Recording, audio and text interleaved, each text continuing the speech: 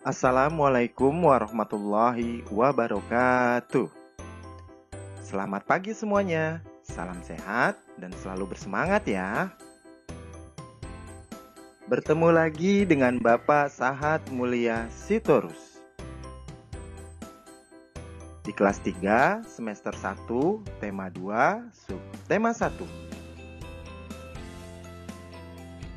Pembelajaran 1 dengan muatan pelajaran Bahasa Indonesia.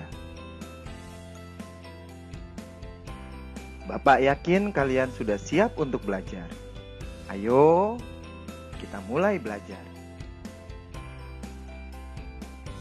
Dongeng. Dongeng adalah cerita hayalan atau cerita yang tidak benar-benar terjadi. Dongeng biasanya dibacakan secara turun-menurun. Dongeng berfungsi menyampaikan ajaran moral atau mendidik dan juga menghibur. Dengan membaca dongeng, kita dapat mengetahui pesan moral atau nasihat dalam sebuah cerita. Jenis-jenis dongeng dan penjelasannya. 1. Myth. Myth adalah dongeng dengan latar belakang sejarah yang mengandung hal-hal ajaib dan dianggap suci. Contohnya, dongeng tentang Nyi Roro Kidul, Joko Tarub, Dewi Sri, Semar, dan Aji Saka. Yang kedua adalah legenda. Legenda adalah dongeng mengenai peristiwa sejarah suatu nama daerah atau asal-usul daerah. Contohnya, legenda Candi Prambanan, legenda Gunung Tangkuban Perahu, dan legenda Danau Toba.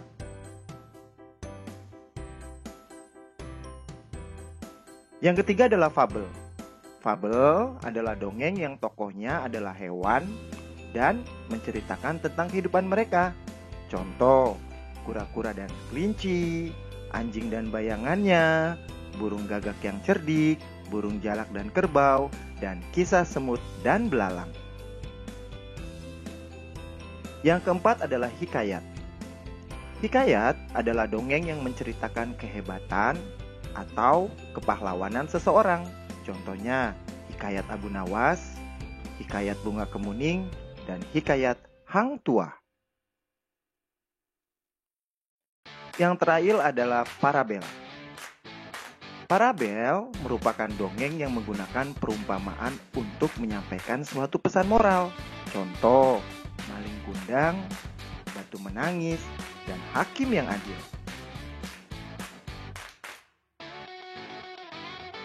Dalam dongeng terdapat unsur-unsur intrinsik. Unsur intrinsik adalah unsur pembangunan suatu karya sastra. Unsur intrinsik dongeng adalah sebagai berikut. Yang pertama adalah tema. Tema adalah ide dasar, ide pokok, atau gagasan yang menjiwai keseluruhan cerita. Misalnya, tema penindasan dalam cerita Bawang Merah dan Bawang Putih. Yang kedua adalah amanat. Amanat adalah pesan atau nasihat yang ingin disampaikan pengarang. Misalnya, amanat dongeng Situ Bagendit adalah sifat kikir dan pelit akan membawa celaka.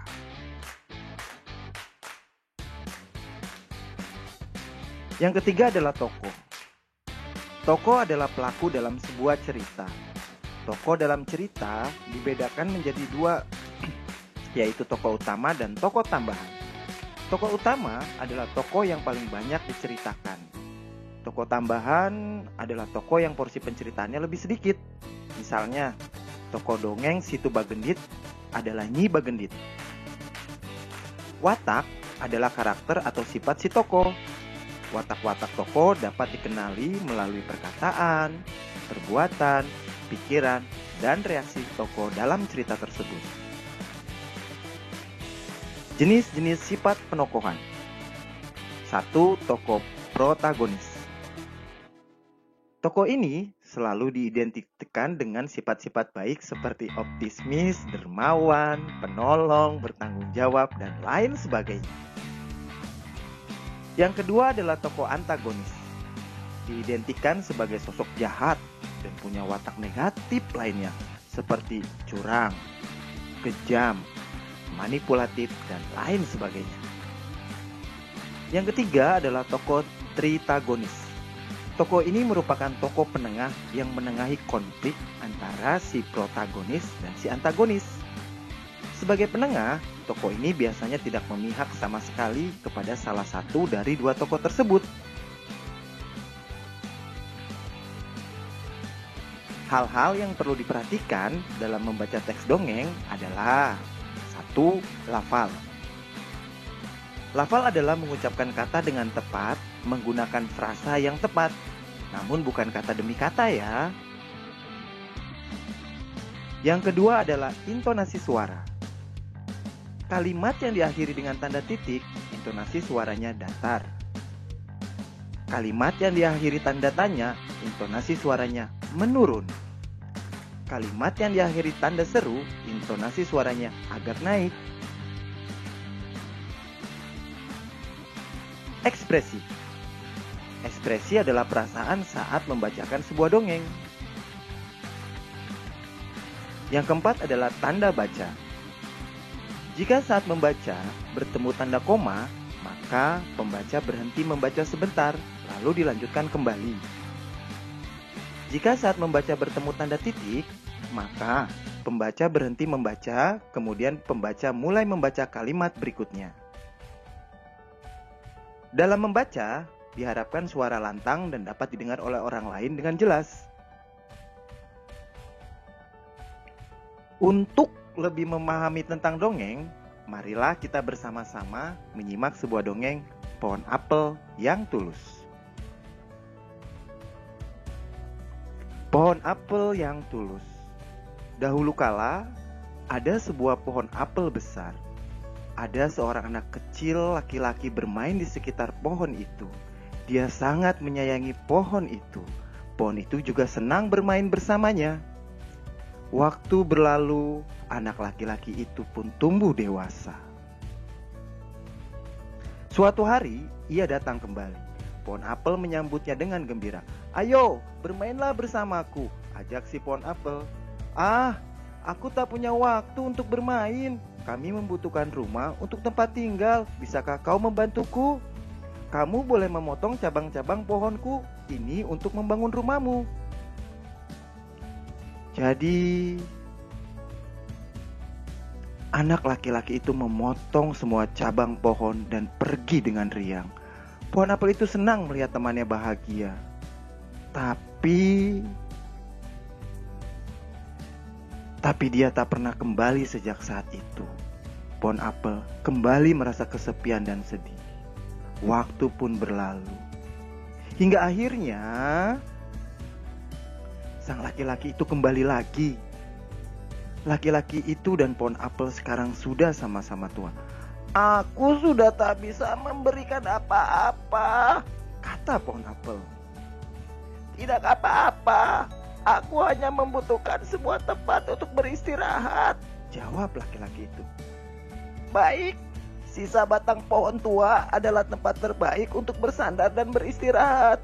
Duduklah di sini bersamaku dan istirahatlah," kata sang pohon apel. Laki-laki itu pun duduk bersandarkan pada batang pohon yang masih tersisa.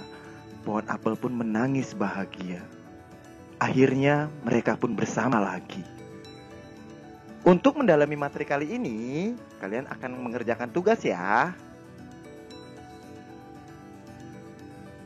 Pertama, siapakah teman pohon apel tersebut? Yang kedua, apa yang dirasakan pohon apel saat bermain bersama temannya? Yang ketiga, apa kebaikan yang diberikan oleh pohon apel?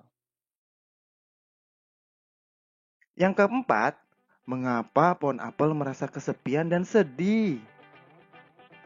Dan yang kelima, di akhir cerita, mengapa pohon apel menangis? Kirimkan foto hasil pengerjaan tugasmu melalui WhatsApp grup kelas kita ya. Selamat belajar dan tetap semangat. Terima kasih banyak. Bapak akhiri sampai di sini. Wabillahi taufiq wal hidayah. Wassalamualaikum warahmatullahi wabarakatuh.